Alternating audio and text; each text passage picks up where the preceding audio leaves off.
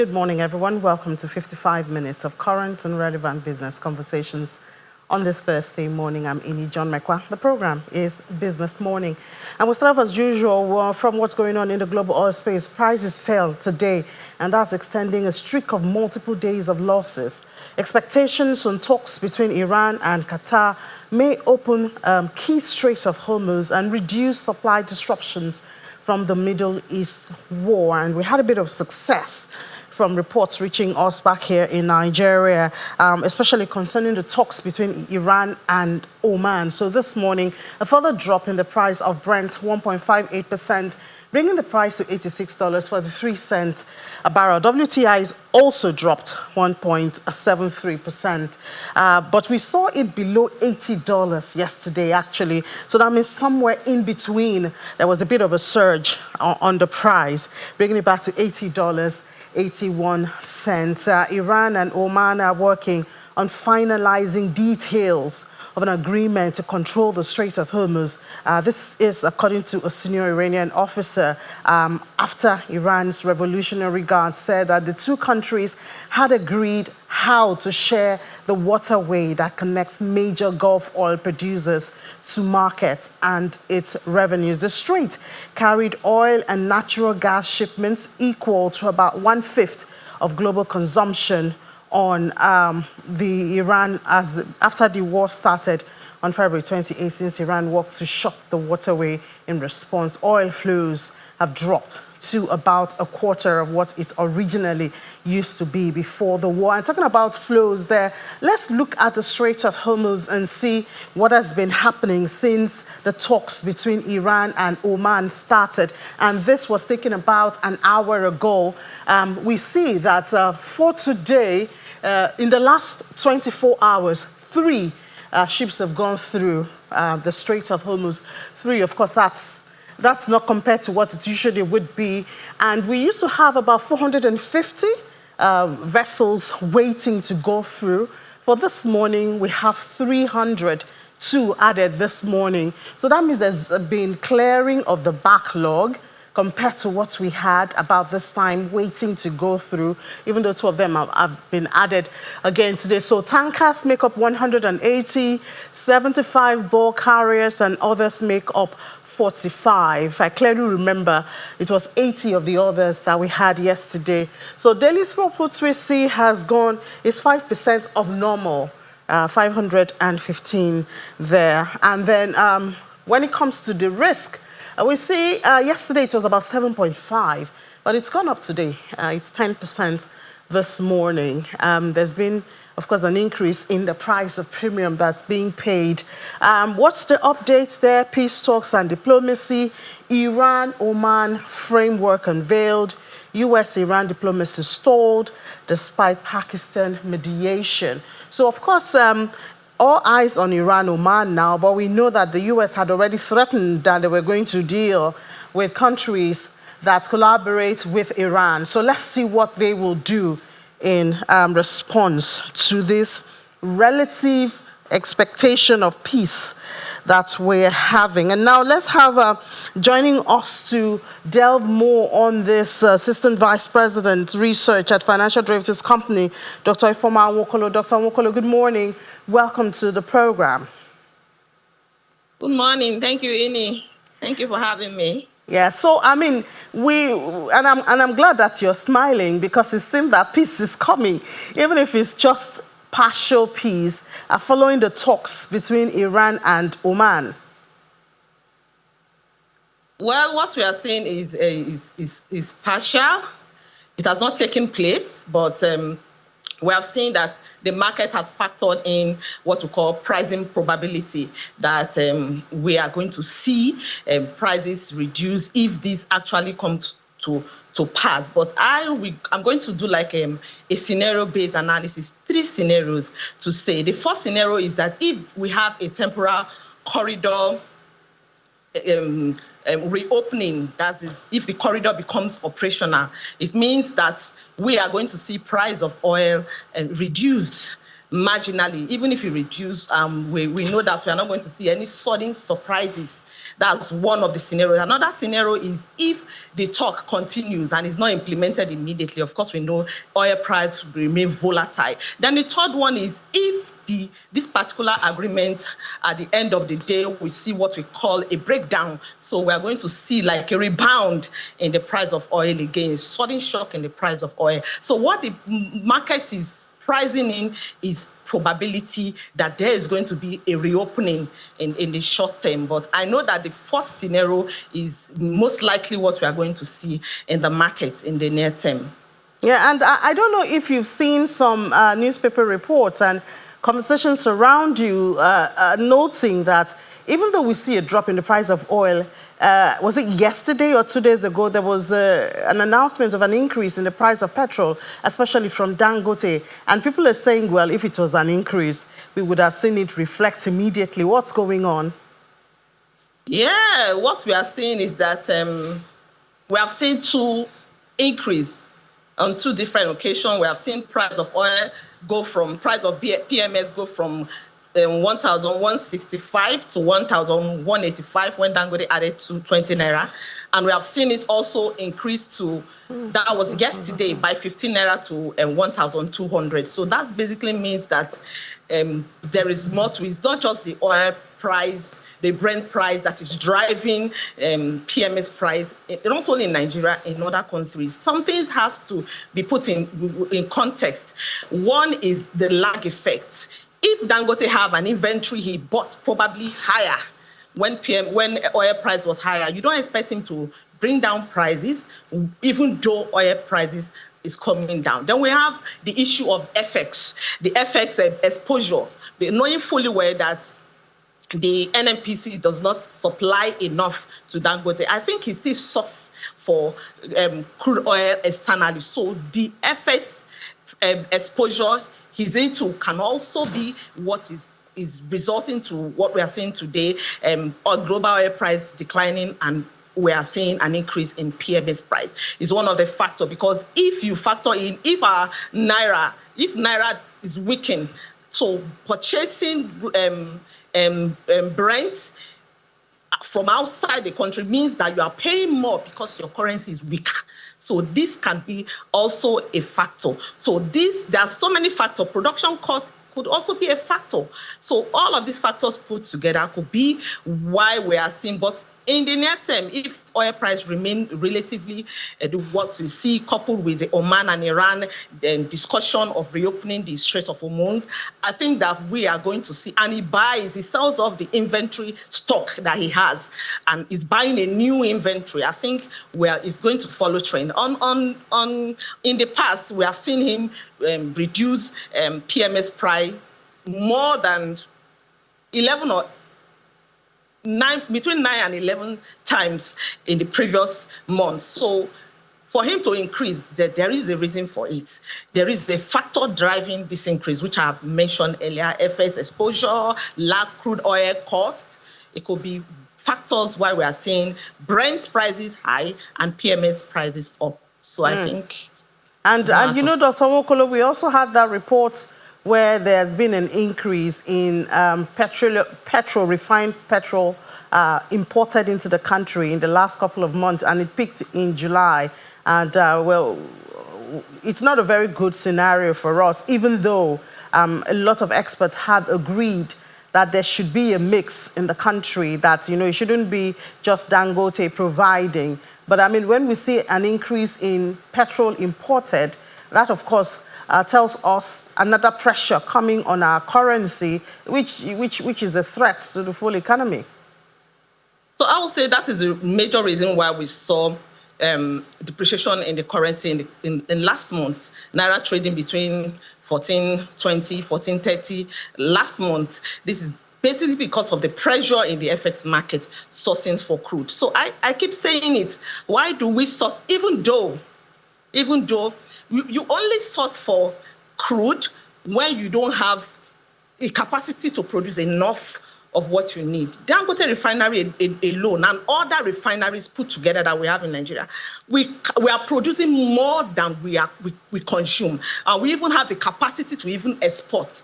So importing simply means, until we understand it, that importing simply means that you are creating employment in another country. We are creating employment in another country and creating unemployment here. If you look at, there was like a 30% increase in importation of petrol products into Nigeria. Was it last month? Yes. And this is having effects on the economy. We may not see, but it has a multiplier effect on the economy. Multiplier effect number one is that if the refineries that we have in here are not able to sell as enough as they could or produce as enough as they could, of course, it's going to have implication on employment. It's going to have implication of government taxes, because the taxes of the government is dependent of their sales. So all of this put together have implication, pressure on the FX market, have implication on the Nigerian economy. So until we begin to look inward and begin to see that it's not by, there's competition, yes, but it's not by trying to subdue or kill the industry within that we can actually grow as an economy. So if we are looking for growth and as an economy, I think that the refineries we have, if you look at the contribution of the refinery sector to GDP, in a couple of months, years ago, it has been in negative. But since we have the Dangote refinery coupled with other refineries, we have seen that it has been in the positive. It has been in the positive. And we know that if this continues, what does that tell us? It means that the refinery sector could be one of the catalysts that will actually drive the 1 trillion economy that we are looking for. So I think that we should look inward. The importation is not the best. It's not the best because you are taking out your employment to other countries. There are a lot of negative implications that goes with that. That's what I have to say. All right, Dr. Nwokolo, thank you so much for that. Assistant Vice President Research at Financial Derivatives Company. You're welcome. Thank you for having me. So now let's see how the market closed yesterday. After the one-day holiday, the markets opened and closed in the negative again. At intraday, we had dropped to 238,000 level, and we sustained that to the close of trade yesterday. And so we see the market cap also dropped 154.146 trillion naira. Look at the activity, and we see a volume up 711 million, value also up 32.43 billion, and deals up 48,787 at the close of trade yesterday. Top trades had FTG, Insure, First Holdco, and Naxos. And for these two stocks, we saw some bulk transactions there. Some stories about Mr. Otedola once again doing some purchases and that. But there was also a bulk purchase on FTG Insure. That's why they made the top trades at the close of trade yesterday. And then when we see the top gainers, we see Nemeth, we see Lotus Hall, and we see NEM Insurance. And top losers had Fitson, Internegens, and Livestock. So we'll see what the numbers or the sentiments would look like today. And then we'll see if there'll be a bit of recovery after that. And then yesterday, President Bola Tinubu did talk about gas flaring, which has been on the board, on the surface of conversations for a bit. He talked about monetizing gas flaring, and of course he was referring mostly to the NLLG. We know that they are the when it comes to gas in Nigeria, they're at the forefront. So he's asking them to monetize gas flaring, and that, of course, could improve the revenue of the country. We must be able to take out the flaring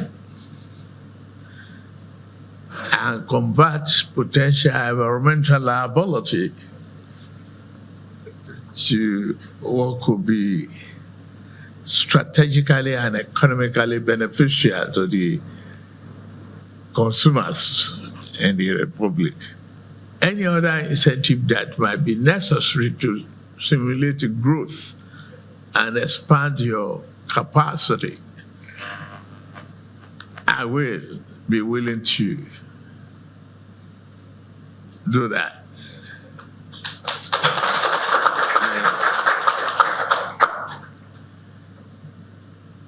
look straight far into the future, I believe that this country has what it takes. But whatever assets that we have in the ground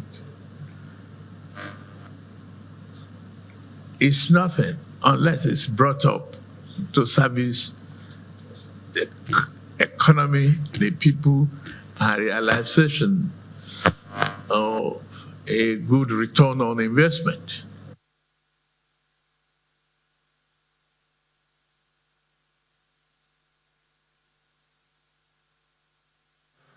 And the Revenue Mobilization, Allocation and Fiscal Commission is advocating the resumption of oil exploration activities at the Kolmani oil field that's located between Bauchi and Gombe State. And they say it will boost revenue generation for the Federation. The chairman of the commission, Mr. Mohammed Bello, stated this during an oversight visit to the project site. A team from the Revenue Mobilization, Allocation and Fiscal Commission, led by its chairman, Mr. Mohammed Bello, is in Bauchi State to inspect some federal government projects with revenue-generating potentials. The visit is in line with the Commission's mandate to advise the government on strategies for improving revenue generation and promoting fiscal responsibility. One of the sites visited is the Kolmani oil field, where oil exploration activities have been suspended for some time. The State Commissioner for Natural Resources Development, who took the delegation around the site, laments the lack of attention to the project and calls for renewed efforts to revive exploration activities. The exploration sites, is somehow, we can say, dormant. We are using this very important opportunity to appeal to Mr. President to reconsider, or to consider the benefits attached to this project.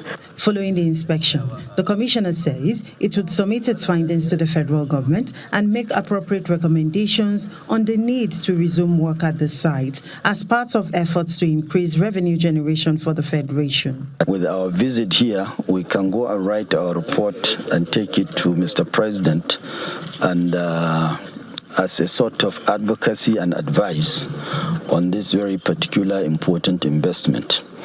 Our whole aim is that Nigeria should rededicate its effort to make sure that assets like this are fully exploited and they turn into revenue, not only for the Federation, but so that people of Bauchi, Gombe, and the Northeastern Axis can benefit, and especially also the host community.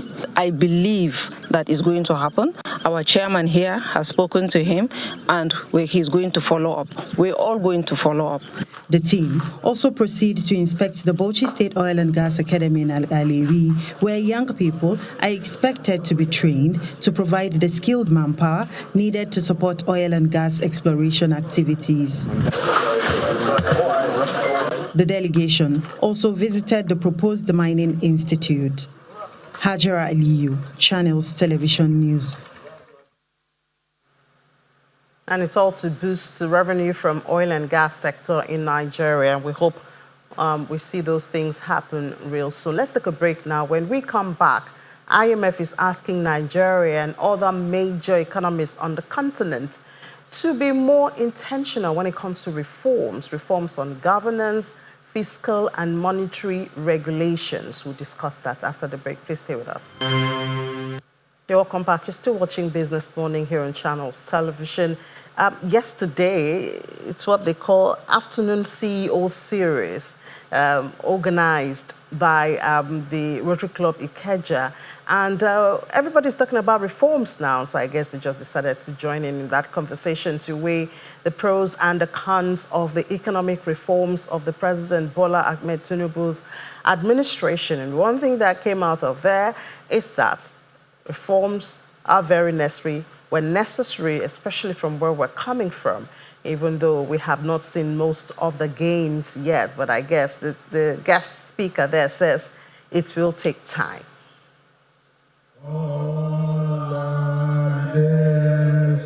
CEO Africa Enterprise Series 2026 is a meeting of members and non-members who have the intention of making impact on Nigerians and the economy. While the theme is the Nigeria economy transformation, an X-ray of reforms as an impetus for national development, the conversation goes beyond the role of the government. That we are enjoying. And so we have looked around and we see that those of you who are in this room are the kind of people who can do the work that needs to be done. We cannot leave everything in the hands of government. Yes, we do have our commonwealth in the hands of government, but also we have some of our own personal resources that we can use to improve the lot of those around us. And so this is a veritable course, it's a veritable channel to be able to move our resources, our personal resources, not to solve all the problems of our communities that need our help, but to make an impact in their lives. And so we're asking you to look at Rotary as a way you can reach out to people who are less privileged. That's the only reason I joined Rotary. And then the guest speaker delves into the theme, conversation on reforms and the impact. How do we turn macro into micro success? Time. That's just the truth about it. As much as we want to see things happen very quickly, it's going to take us some time to get there. I can tell you for free that we will soon start seeing massive foreign direct investment. Foreign direct investment has taken a knock over the past couple of years, right? But we'll start seeing foreign direct investment, and I know at least 5 transactions that will come into Nigeria between this year and second quarter of next year. Making the reforms work is a continuous conversation, and everyone has a role to play. Citizenry in the country. It is a process, but once we identify what we want to do, we stay on the road so that at the end of the day, it is people we are talking about, and that the standard of living of people in the country rises and they are happy citizens, contributing also to the development of our country, Nigeria. August has been identified as Club Development Month by the Rotary Club.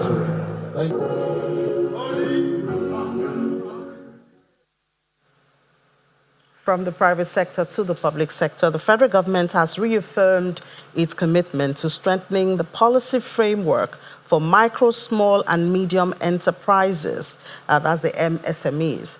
And they say it's to move Nigerian businesses from survival to sustainable growth, competitiveness, and global relevance.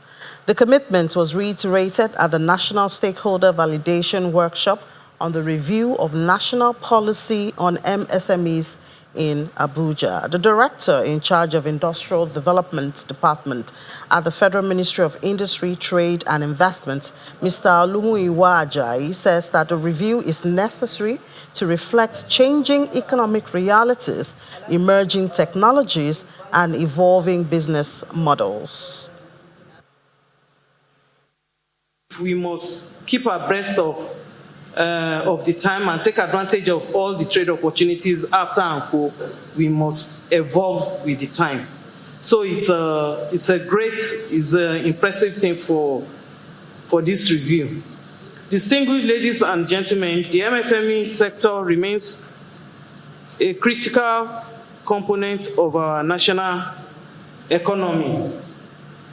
It serves as an important platform for entrepreneurship, employment generation, innovation, value creation, and inclusive economic participation.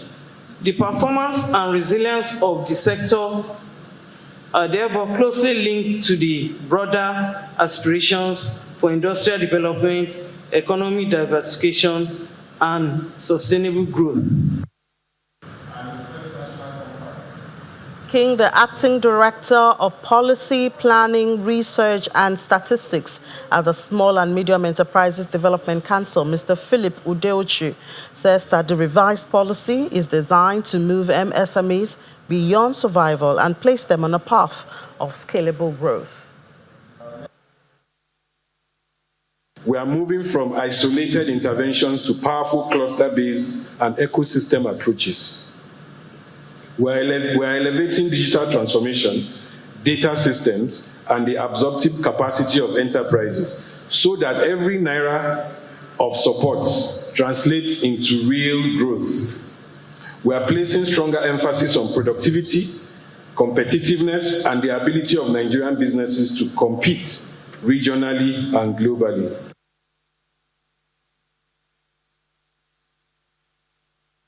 All right, just before we head to that IMF conversation, let's take a short break and we'll be right back.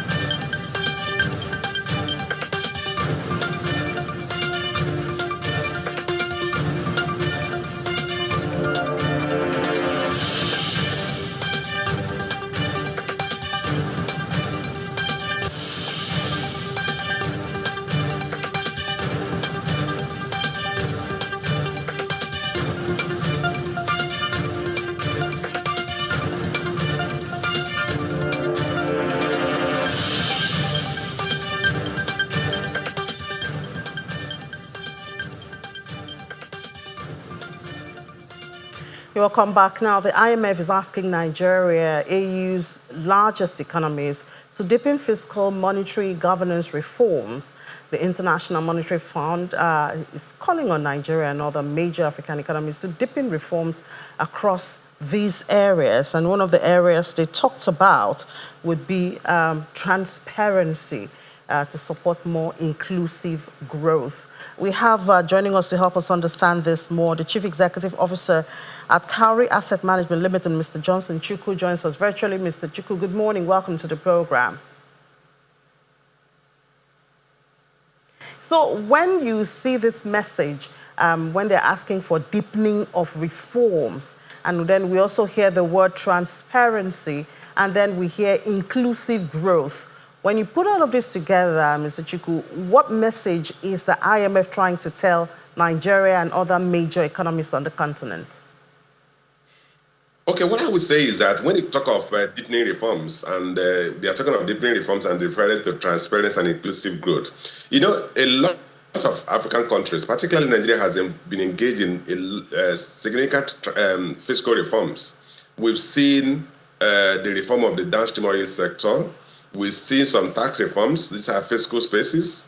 And at the monetary space, we've also seen a lot of reforms by the monetary authorities.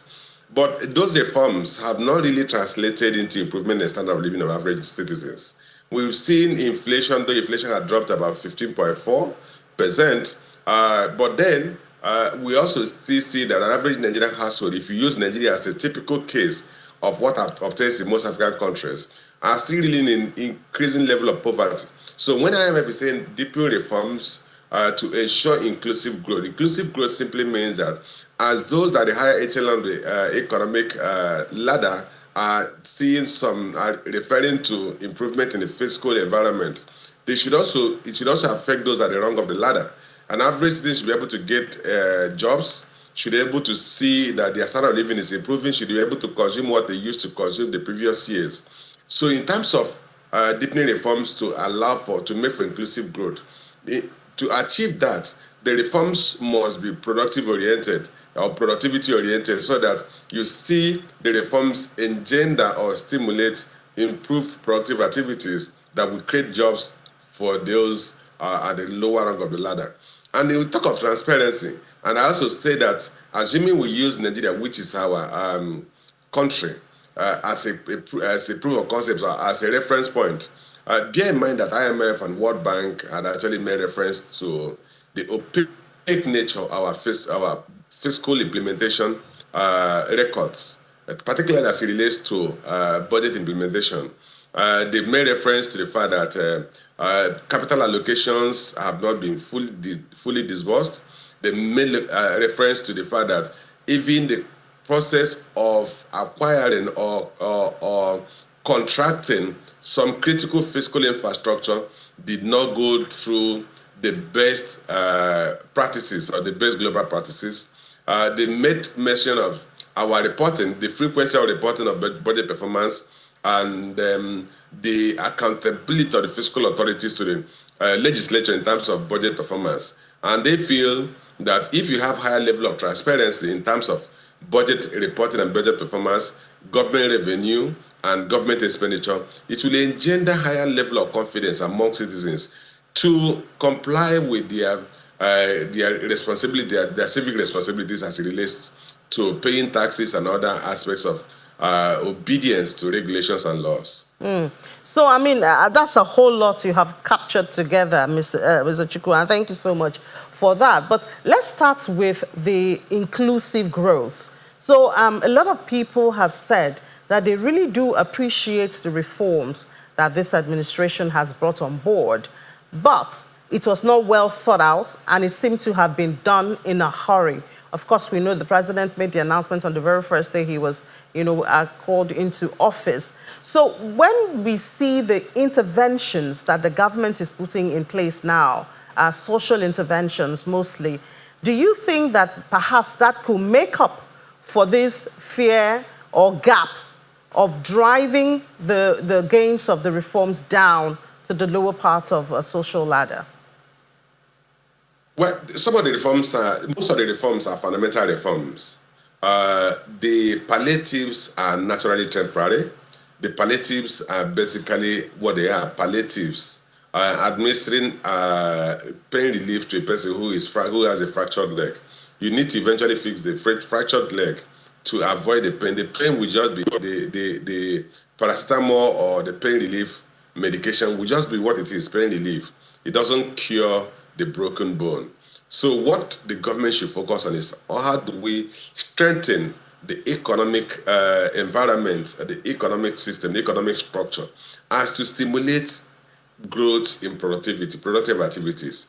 So that would mean that beyond the palliatives, which the government is trying to do, the palliative does not cure the ailment. It is an economy that is productive at reasonable cost that will cure the dislocation or the fracture. And I give you a proof of what I mean. If we focus on building infrastructure, the resources we have, we're using to build infrastructure at competitive cost, particularly power infrastructure, so that power is available at reasonable cost to an average household, to average producer. You will see that the cost of energy alone will be a pull for industries to come back to the country. Energy alone. Then you add that to road infrastructure, rail infrastructure, improvement in governance framework, regulations, improvement in logistics supply, particularly the seaport, the process time it takes to take goods out of the seaports or bring goods, ship goods out of Nigerian seaports. If we improve on those things, you will naturally have a pool. That pool will attract investors who will go and come and set up manufacturing outfits here. And those manufacturing outfits will employ Nigerians. And those Nigerians will earn income. They will not need to rely on handouts. That's one aspect of it. The other aspect of it is human capital development, quality of education, availability of education at cheap cost, at reasonable cost, so that most households can send their children to quality education with appropriate curriculum. In the next 10 years, you'll find out that the children of these people who you are giving handouts, instead of giving them free education, quality education, will be graduates. If they are graduates, they could work here or they could work elsewhere, and then they earn income for the family. So that's become an enduring approach to put people out of poverty. It has to be done from the quality of labor we produce, as well as the quality of our economic productive environment that will attract not just foreign investors, but local investors to go into real sector productive activities. So talking about accountability now, leakages has been, counted as perhaps one of the reasons we're not enjoying the reforms as much as we should. And there you talked about the areas or levels of accountability. From your perspective, if we were to have a government that is really accountable and block at least 90% of leakages, what would that look like? What areas do you think could be focused on to bring us to that level? You know how we look at it, when you talk about accountability, we have to look at it from the three arms of government, right from the local government. And I think the local governments are one of the weakest links in the Nigerian federation structure, because we say we have 3 federating units. Today, I live in Lagos. I can barely see any sign there's a local government function in Lagos. And that applies to almost everywhere in the country, not just Lagos as an exception. You see the households or the residents are taking care of their debts. They're cleaning their drainage. These are the minimum the local government can do. People are putting street lights in front of their houses. These are what local government should do. People are paying for security men to protect their neighborhood. People are mounting gates to protect their neighborhood. So where is the local government? So that's one aspect. So you don't have accountability at the lowest tier of governance. Then you now move to state government and federal government. At the state government, a number of state governors just go to Abuja, pick disbursement of their FAAC allocations, and then go to their state, pay salaries to their friends, and go back to Abuja. And then you see minimal governance. And then you also have we have legislature capture, both at the federal and the state levels, where the legislature have become an appendage of the executive. So the critical question they need to ask: let's critically review the budget. Let's review the implementation of the budget. The budget is an instant law. If it is breached, then it becomes an impeachable offense or a sanctionable offense that the executive must be held accountable to. We no longer have that in the country. So the instrument, the structures that are supposed to make for that level of accountability have been weakened over time, and that has made whoever is an executive in any of the arms of government to become like a traditional ruler or a headmaster who does no wrong, and everybody is obedient to his authority. Even the headmasters do not have that level of authority. In fact, it becomes an absolute monarch that has authority over everything. Unfortunately, that's where we are. But hopefully, we will evolve out of it. The society is an evolving society. We will evolve. Probably these are part of the transformations or the transitions to our democratic maturity. Well, hopefully, let's keep hope alive. Thank you so much, Mr. Johnson Chukwu, the Chief Executive Officer at Cowrie Asset Management Limited. Appreciate your time. Thank you for having me. And now, let's go global.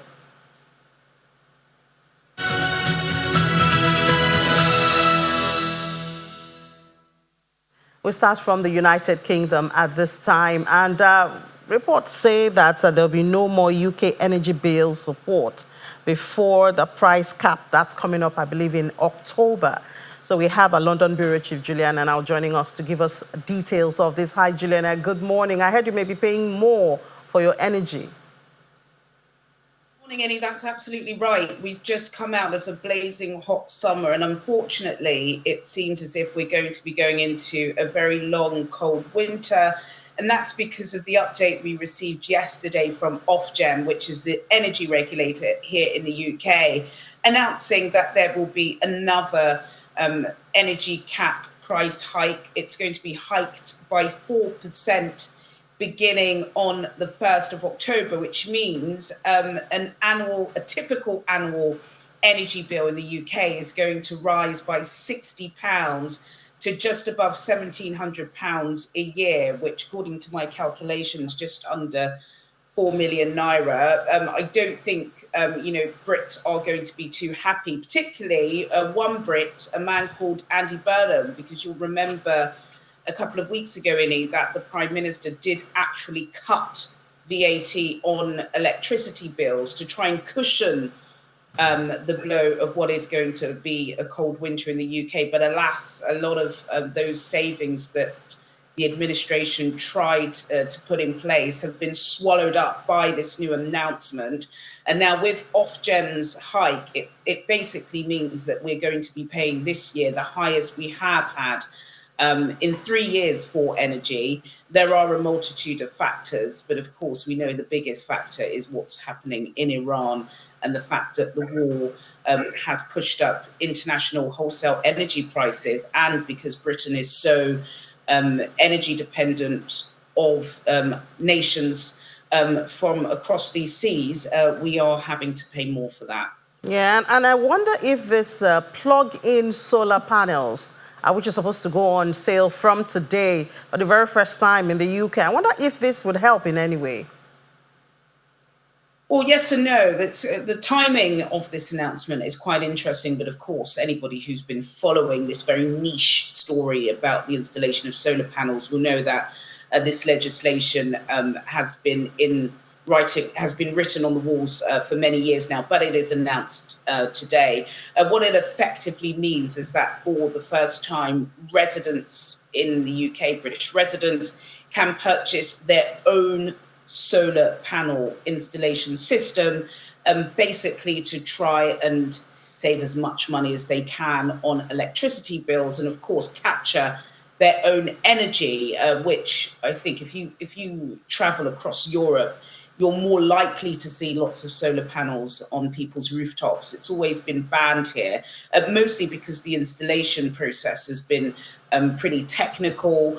According to insiders, this new machine that is available for local residents is a lot easier to install and apparently could save you about £60 a year on your electricity. So we're not where we should be with solar energy, but at least, the process is beginning, so ordinary folk can capture their energy from the sun.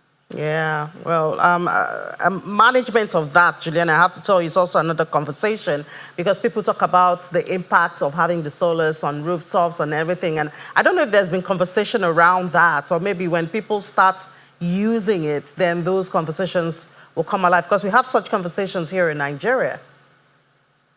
Yes, of course. I think the difference is, of course, is that, Britain doesn't really get a lot of sun. Of course, we do get wind. It's a very windy island. So there hasn't been as much talk about solar energy here in the UK as there is in Africa. But it's an important story, particularly as, of course, we know that we are going through extreme weather patterns. And it's going to get hotter much longer here in the UK. So being able to capture that heat is really important. Yeah, it is. And, well, it might not be business, but having Prince Harry and Meghan back, I'm sure, is it excitement, positive, negative? It's interesting you say it might not be business. Let me tell you something, Kinney. It is business. Okay, great.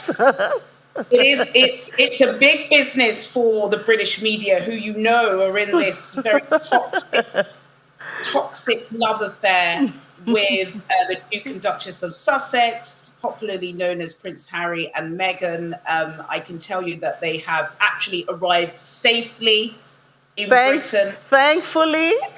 Yes, the family of 4 are here. Of course, they brought along their 2 children, Prince Archie and Princess Lilibet, who I can tell you we have never actually seen. Wow. We've seen them. You know, if you followed the coverage of Mexit, which can't believe happened 6 years ago. We used to talk about this all the time on channels. But it was 6 years ago that this happened. And of course, according to Meghan, you know, they fled Britain basically for their safety. You know, they were hounded daily by the British media. Sadly, that seems to be continuing. In fact, even following the death of that professor, Jason Arday, we are still seeing a relentless attack daily on the Duke and Duchess of Sussex. I know we don't have much time, just important to mention that we believe that they're here because Prince Harry, the Duke, wants his children to school in Britain. And we believe, because they arrived in Birmingham, which is second largest city, sort of in the middle of the country, that they'll be living in the Cotswolds, which is a beautiful, picturesque town just in the Midlands. And so, yes, we'll be following them closely. No indication that they are on better terms with the King, King Charles III, although he does have cancer.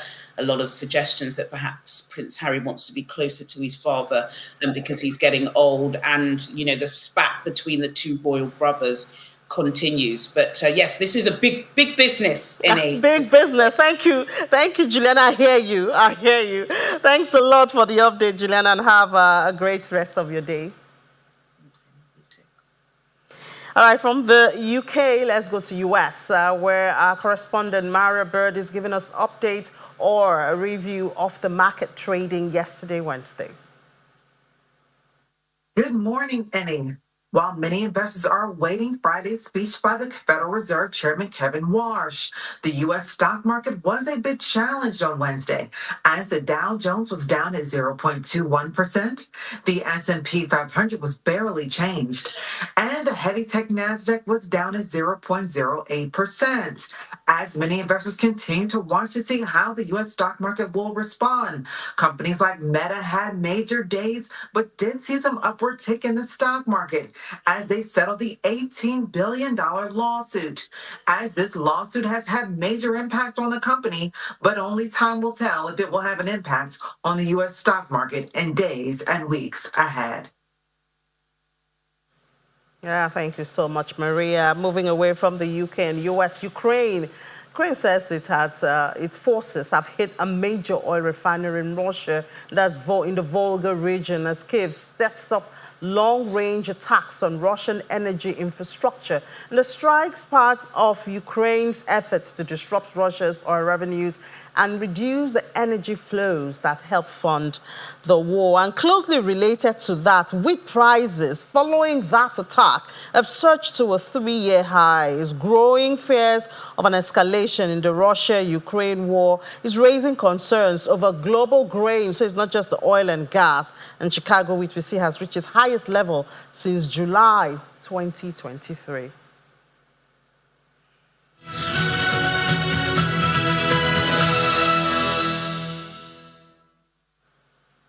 That's Global News and Business Morning for now. Thank you so much for being a part of our 55 minutes journey. I'll see you at 1:30, Business Incorporated.